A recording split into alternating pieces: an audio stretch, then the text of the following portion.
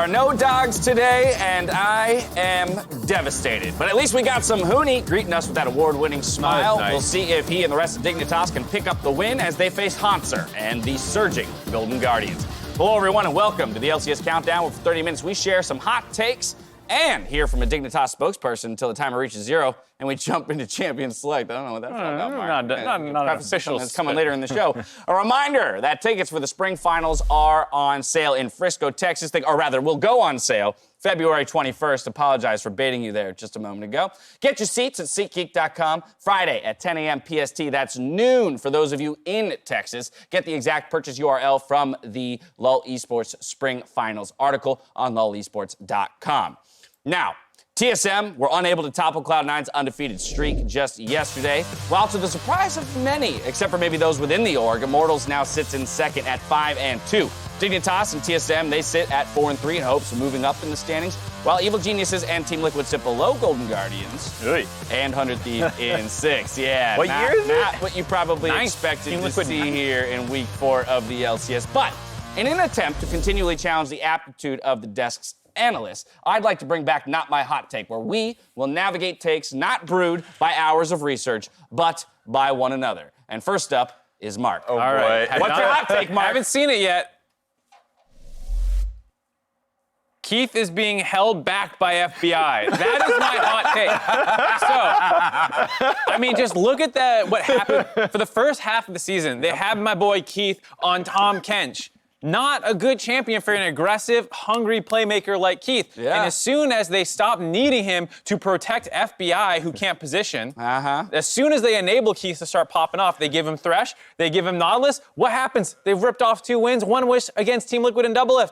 I have a real tough time arguing against that. As soon as you unshackle him from Tom Kench and having to save FBI all the time, he's out there making plays. I thought this was delusional at first, but now I'm starting to believe it. Maybe it ain't so hot. Whose take was it? Maybe it's the super fresh one. That was my take. I did my best. I don't know if I sold anyone. Well sold, right. well sold. All right. All right, Crumbs. Let's Not see. your hot take, baby. What is my hot take going to be? Reaper could coach any current LCS roster up to top 4. Any LCS roster, and he can. This is the man that has come out of SKT under the wings of some of the greatest players of all time, graced by Coma. Jack has given him an opportunity for 5 years to do whatever he wants. Any team that could pick him up could easily give the same results, and it's all because of him. I mean, he has been the coach of the split how many times at this point? Not enough time. Not enough. Exactly. Not enough time. Yeah, he actually hasn't gotten it. you think Rookies all the time. you could save Team Liquid? He could save CLG. 4 times. He could Wait, I save was just told CLG. actually four times. That's more than I There thought, you go. to be Look honest. at I thought that. it was Actually, spurned more often. 5 years of coaching 4 times player of the split. I mean, you don't get a better track record. Okay, than yeah, that. CLG, if you're in the market for top me. 4, that was my take. Okay. That was my take there. All right, and not my hot take, Doublelift will not make an all-pro team. Not a single one, not even top 3, and I'll tell you why. In part because he has approached this season with the attitude of defeat. You can see it in his eyes, and it's quite clear that he is a frustration for the rest of his team. You can see other people working around the map, but with the expectation of a guy who should smash lane, loses to the hard carry of Keith, as we just demonstrated. Can't get maybe first. I can't knock him that much for dying to the death sentence of the hard carry Keith in the bot lane. But great. the reality is that when you talk the talk and you win 4 championships in a row, I expect you to be winning those 2v2s, and he just hasn't done it. That's your hot take, I'm Yeah, sure. obviously. I'm the only one. I'm surprised you didn't mention Sven and some of the other people popping off right now. True. I could have gone with the route of who goes above him. Right, yeah. Which is It would be everyone Sven, if he's not making it. literally everyone. End of season probably. Until Reaper steps in as course. coach. Yeah. And then he coaches Doublelift back up onto an all-pro. Reaper and Doublelift, that's how we would have won Worlds if just the two would get along. Is that how we do it? Yeah. Who's moving over? All right, well, it's really hard to buy into the hype for any of the teams at the bottom of the table, but thankfully we've got Riv standing by to go in depth of narrative hell to be the devil's advocate. Here's what you don't get. This is all going according to the script. You're just looking at it the wrong way. Don't worry about TL. They're just making sure they hit the bottom of the standings before their climb all the way back to first and a 5th title. Also, this is all according to the master plan for evil geniuses who said they're going to battle it out with Team Liquid, and you can't do that unless you're next to them in the standings. And Counterlogic Gaming, you must be completely devoid of hope before this team can win another title. That's what the spring season is all about. By the way, I hear all of you chanting Cloud9. Did you ever take basic science-ology? Clouds dissolve, people, and I bet 99% of you, no, 100% of you don't have cloud insurance. So don't let these narratives cloud your judgment. Now you can sound like you know what you're talking about. We'll be back right after this. Riv, other way. No, we'll be back.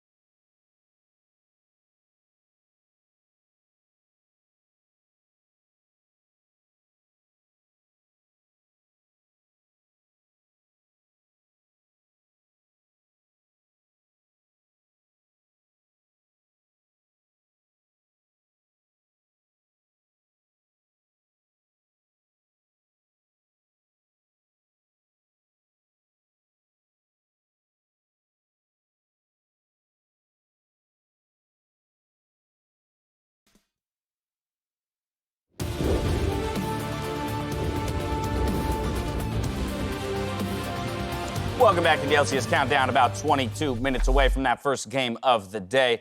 I'll be honest, for this edition of Jatt Stats, I gave my cheat sheet to Appa, the golden retriever from yesterday, and I'm disappointed to now know that I cannot use him. Yeah. And so, hell, let's just see what happens. Jack, go ahead, take it away. So slightly different today. I'll give a stat, I want a quick guess, and then I have 2 hints lined up to narrow it down afterwards. So the first question, 5 of the top 6 players in KDA and the LCS are C9 players. So who's the non-C9 player who's kind of snuck in to the top 5 KDA? Top 5 KDA. Santorin. Ooh, You said fast, I don't know. Yeah, that was fast. Okay. Who's a high Same KDA? team. Same team. That makes no sense. It's Smithy. Smithy as well? Okay, so here's the hint. It's an AD carry player. Oh, so who's Altec. Yeah, Altec. Altec. Immortals Altec. ADC. Okay, the next hint is it's a domestic AD carry player, but you all already got the question right. Yeah. It's all tech. Hey, I like this new format. right. I like this Hints. format. Speed around. All right, so with 159,321 damage in 7 games, this player leads the LCS in damage.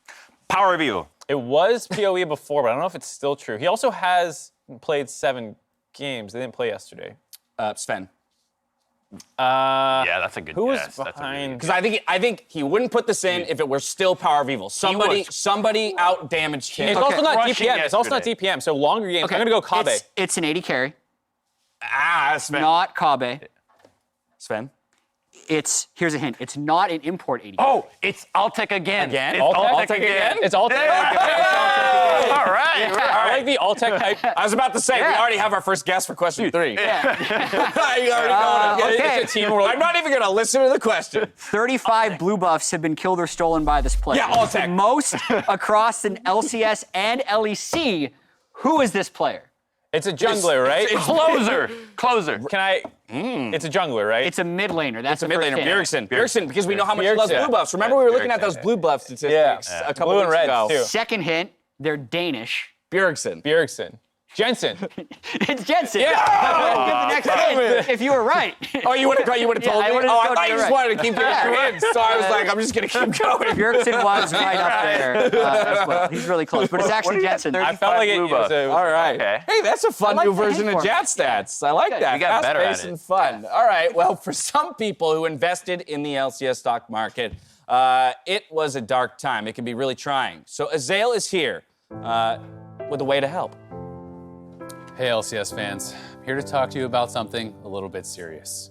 Recently, havoc struck the league when Tropical Storm Keith devastated the Team Liquid bot lane. Category 5 death sentences decimated the stocks of some of the on-air talent you know and love, and also Mark. The harm this has done to stock portfolios is unprecedented, with certain analyst portfolios almost entirely wiped out. Did you know 1 in 3 casters lose their home each split? I sure didn't when I took this job. Thankfully, there's a way for you to help. Your spare stocks can help a caster in need, like Kobe or Mark. No donation is too small nor too big, whether you only have a couple of spare CLG laying around or you're ready to change a caster's life with a donation of some C9. Every single donation goes directly to someone who desperately needs your help. You could be the reason someone's LCS stock market is saved. Azael, sorry to interrupt. Yeah. Didn't you also invest in Team Liquid? No. I won last split. No, I wouldn't have. No. Do we have any more sad pictures of Kobe? Can we get those up there? Anything else? Call now. Sure. All right. Well, hey, I'm glad to see that he's doing something nice, a little charity work there. We might have to find a system or an avenue for some of you guys to get very back happy now very compared dejected. to How are what you he was feeling now. about the relief fund that was just set up for you, Mark? I just have to look at the prediction pineapple. Can you remember? Find some solace. Remind myself. Find some solace in I the do good prediction work pineapple. sometimes. Over 2 weeks ago, they were laughing at me for going Oh, CLG. yeah. Look at them now, begging. Who didn't? From your ivory tower, does it feel I've got good? 11 CLG. Someone want a CLG, still not losing as much as the Team Liquid. Ooh. Well, have you considered donating? No, I Consider it, my friend. Give me a CLG. And while you consider that, I'll let y'all know that MasterCard is giving away a trip to the spring finals. There are 2 ways to win. Either purchase RP using your MasterCard or save that card in the league client. Both ways automatically enter you to win. Get that set up during the break, and we'll catch you here for more Countdown. Yes, hello? Is this the LCS Stock Relief Fund? Yeah, I'd like to make a donation.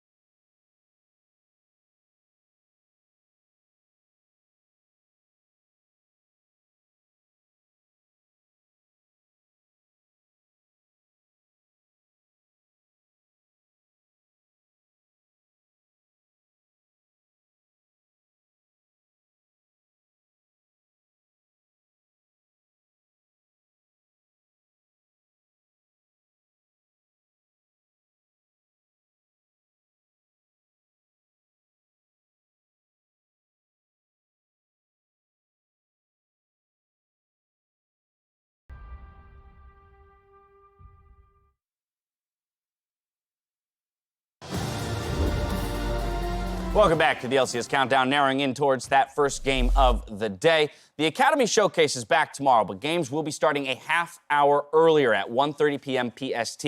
Exactly. Set that watch. Set the alarm. Reminder, though, to tune in after those games for your President's Day festivities, where the Tigress, Mark, and Prowley will be guiding you through Monday Night League. Then, shortly after, Riv and Avli will be joined by Meteos, Papa Smithy, Cody Sun, and Nade Shot from 100 Thieves on the Bud Light League Lounge on twitch.tv/Bud Light. That is quite a lineup. Let's turn to our schedule for the day, see what we got lined up.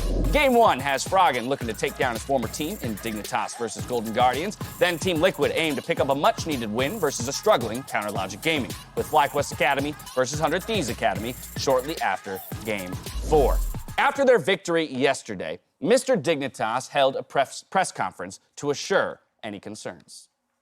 First off, I want to say that what you saw against 100 Thieves goes to show that everything is going according to plan. We are competing for a championship, and I hope it will put a stop to the needless hunt for these empty scoops. I will now take relevant questions. Jatt, Mr. Jatt, over here. You on the left.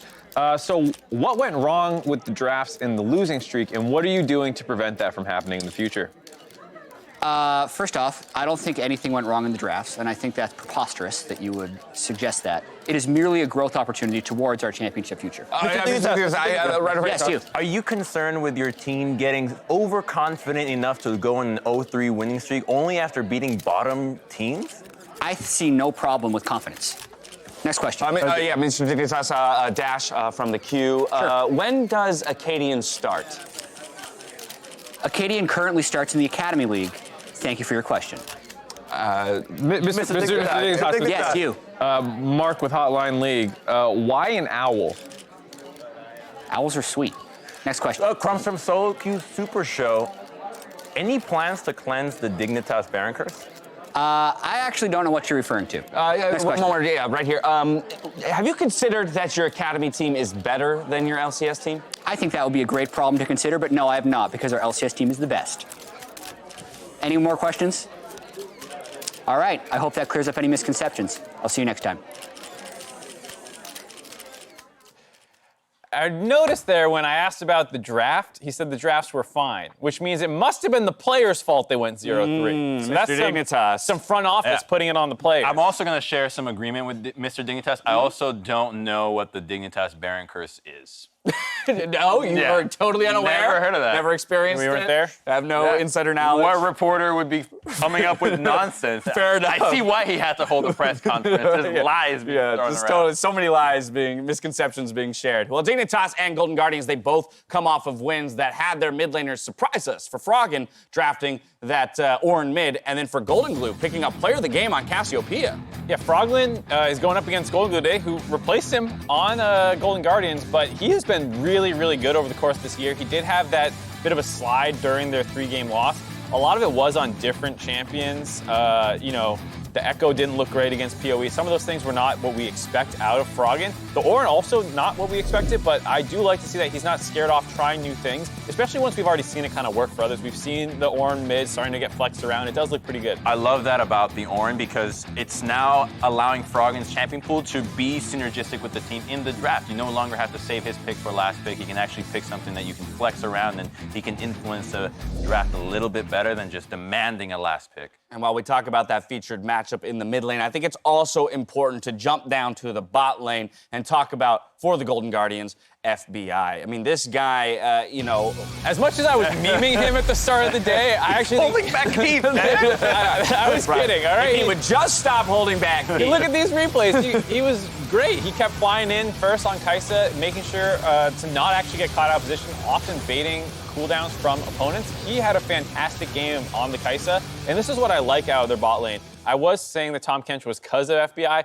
Who knows why, but either way, just more aggressive champions. Champions who can make their own plays happen with some agency, like a Thresh, like a Kai'Sa, these kinds of things that can go in when they see an opportunity, because that's what Golden Guardians said in their video was, we want someone who can punish mispositionings and actually be aggressive, and that's why they chose Keith, and we're starting to see that. I really expect Golden Guardians to be better now that 10.3 has come around and Senna and Aphelios are in a different spot with experimentation with the Kai'Sa, the Ezreal coming around a lot more with Immortals as well. So I think that more variety in the bottom lane should let Keith and FBI mess with more picks to be in a more comfortable spot. And at the end of the day, it's just cool to see a player that an org has chosen to invest in heavily finally find his stride, right? Last year when he was picked up, there was some kind of conversation around this is young talent that we're going to invest some serious time into working into a late game carry. Right, and the only thing we have to couch it with is it was against CLG yesterday. Yes. And so now going up against Afro and Johnson, they have to, put on... Johnson, another really hot rookie, right? Right, we want to see a similar performance now against a stronger bot lane and team as a whole in Dignitas to really cement that FBI and Keith are starting to turn that corner and figure out how they're going to work together. Absolutely fair. And while FBI is stepping up, I will recall all the way back to the beginning of the split where the conversation around Golden Guardians was closer is stuck in ELO hell. Yeah. But I wanted to really figure out and pin down how good this guy actually is, right? And so where would you two rank him individually now that the team is on the up and up? Well, I think Where'd you put him? I put him above literally every jungler except Xmithy. You put him You're above number two? Blabber? You're number and two let me jungler? tell you why. Because my criteria is solid here. My criteria as the jungler is your team. What are you working with? If anything this season, we have learned the impact of Niski and Svenskeren. How much of that was actually Niski? The jungle role really is dependent on your supporting cast. I think that Closer has one of the weakest supporting casts for what he is performing. Look at Blabber. His team is stacked. Look at what Closer is working with, yet he's still aggressive, he's still getting results, and Nick Smithy is the only one that I say, you know what, his supporting cast is also not up to the level that Blabber is, and so because of that, because we have more time with Nick Smithy, I rank him above Closer, but it's just amazing that this guy is still level-headed, not tilted, and still leading the team with what he's been giving. Okay. I'm down with the idea that, junglers do have to work with their team more than anyone else, and your performance will be kind of indicated by that. But above Blabber? Yeah. It's not like you get credit because your team's bad and you haven't done anything. How about you give credit to the guy actually doing the stuff with a good team? I understand he has a good team, but he's still out there actually making this happen. He is still... Where did you put him? I put Closer 5th. Whoa. So, but that means, That's so top that half means the you have league. more than Yeah. Smithy and Blabber ahead of him. Right. I think Dardoch has been in a similar play style. He's been really aggressive. I've seen more things out of his jungle pool to help the team, whereas Closer plays Jarvan and Lee for the most part. Okay. He does have other champions. I have no way saying he has a small champ pool, but he hasn't been sacrificing the way I've seen first pick set getting flexed to jungle to set up Broken Blade for counter picks and things like that. I had Santorin up there as well. I think when you talk about not a ton going on with the team, I look at FlyQuest, and they're similar to Immortals to me, where there's no one who jumps off the page as this guy's carrying this team, and yet FlyQuest is another one of these teams that's surprisingly doing pretty well. So similar idea. I think Closer and Santorin was really, really close for me, though. That was just kind of like, Wow. yeah. Yeah, that's very different. Very different. Well, I'm sticking to the opinion I had the first day I saw him. I appreciate and respect both of the rankings. I think that's a very optimistic take there, Crumbs. Really? I think so. I agree on the Blabber point. That's the big one for me. I could totally see the argument over Dardoch or Santorin. But Blabber? Listen, I think Highest win Blabber rate all is time. great. Highest win rate all Yeah, time. he had the highest What kills is it? coming into Currently the week. 7-0. Yeah. Also has how many former player champions on his team? Not that many. Not that many now. Well, Niski, okay, not that many. Licorice. Ah! Sven? He's got One. He's got one. One's Excuse me. key. One's Excuse me, Crumbs. I have to How many did Hunter have? How many did Hunter have? Crumbs, I have to ask for your analyst card back. Excuse me, sir. Please submit your I analyst lost card. it. I've lost it. I've never had it. He forged it. Oh my God, where do we go from One's here? got Keith, the other one's got Vulcan. Yes. That's a big deal. I mean, for the jungle. True, I do. I on. see. I know. I think Yeah. that is a valid argument. I think the argument about the pieces around them is a valid argument. But even with that, Blabber's the one person I still think is outperforming Closer. I'm okay with the Dardoch, with him being over Dardoch and him being over Santorin. It was a tough one, but I think it's cool. I wanted the spice. It's I cool, wanted man. the It's spice. cool. I'm totally flustered by where this went. But with the game coming up in not too long, let's go ahead and get your win conditions on the board. Crumbs, you get Dignitas. Yeah, Dignitas, okay, they have to come up with a way to win here. I like what they did yesterday, getting really creative with the draft, so getting an advantage, whether it's having a snowball comp or frogging on something else. So I think that's the one thing. And the second one, shut down Closer. Shut down Closer. What I was just talking about. Second best. So here's exactly how I think you should play against Closer. Pick champions that have ability to collapse into the jungle very quickly. So picks like Zoe, Ornn, LeBlanc in the mid lane. The second the jungler comes in, they can instantly collapse. Top lane, champions like Camille. Bot lane, champions like Leona. Just very quickly get into the jungle and purge Closer out of there, because all he's trying to do is mess with your jungler. Also, if you can, pick Soraka. Yeah, that's Both of us. Both of us are like, can we put wait, that you on can every tell me that from me here on Soraka? out? Go ahead and pick Soraka. Yeah. What's the answer for Golden Obviously, Guardians? throw me in the Soraka camp as well. Right. But for me, I would also say Keith and FBI, you already heard me preaching about them on aggressive champions. Would like to see that again, especially since Afro still has a little bit of that lingering, sometimes slightly out of position, moving on his own and gets picked off. I would like to see them have the opportunity to actually follow through on those, as well as Closer. He's amazing. Get him a good matchup. Maybe it means even going the Olaf and some of the Soraka empowerment comps if they want to do something like that. I would love to give more resources to Closer, however you can manage to do it. It is hard to funnel things into the jungle sometimes. You are kind of the team's servant sometimes, but not in this case. I want him to be the playmaker. All right. Kind word, servant. I For a guy who's power ranked 5th, interesting win condition. Just saying that, Mark. Don't ask where I put I gotta Greg. help out my boy Crumbs too. All Don't right? ask where I put Greg. I need all the help, man. I'm not a real athlete. Fair enough. Going into your predictions for the day, you guys did disagree on one match, and that will be the subject of our weekly wager today. You can see it there at the top of the list. First one. Well, bam! It's Dig versus Golden Guardian. No, dude, no. And gentlemen, it is going to be a fun weekly wager, because the loser of this weekly wager will have to wear a cone for the next segment. Is it to stop us from biting ourselves? Or like, what do we? Right, I don't know. It's to save you from yourself, the same way it is to save you from the dog. Okay. But, Why couldn't this happen yesterday? you still feeling confident? Why about wasn't it yesterday? We always wait for Crumbs for the weekly wagers. all right. Probably never gets in on it. Are you feeling confident Well, in your prediction? yeah, I think so, because Golden Guardians has Closer. Because Golden Guardians as closer. And they're not going to let Dig get Soraka. I think it's funny that we have each other's win conditions, but then we predicted the other way. That's the odd thing. I know, I think it was perfect. I think the soul laners for Dignitas are too good, and I think will be a big problem. I agree about the jungle mismatch, but I don't know if that's 1 out of 4 positions is enough to put it in their favor for me. I think in general, we should just acknowledge that this should be a close matchup. Should be a very exciting one. Crazy one. I mean, these two teams, by winning here, you establish yourself as upper echelon team. You are in the top scrim blocks, right? Because you have the scrim hierarchy. Either you're good, you play with the good teams. This is for Where being do you in the think good TL's in the scrim hierarchy right now, huh? They're like, oh, we're against our main scrim partners. We're playing Dignitas Academy, not Dignitas. Brutal. 4-3 Dignitas, 3-4 Golden Guardians, as Crumbs mentioned. This would be a big win for either of these teams, being so close in the standings that it can really create some separation. We've called out, of course, Closer as a star for Golden Guardians, but that mid lane matchup in particular, Froggen against his replacement on Golden Guardians, who will come out on top there? And can FBI and Keith keep it going down there in the bot lane? Riv and Kobe are standing by to get us into Champion Select, so we're going to hand it off. Thank you so much, gentlemen. I'm so glad I'm not in on that today. You usually are in on the weekly wager. I feel like that's an easy one. The one where I had to eat the spicy sauce, that was way worse. Wearing a cone on your head for one segment.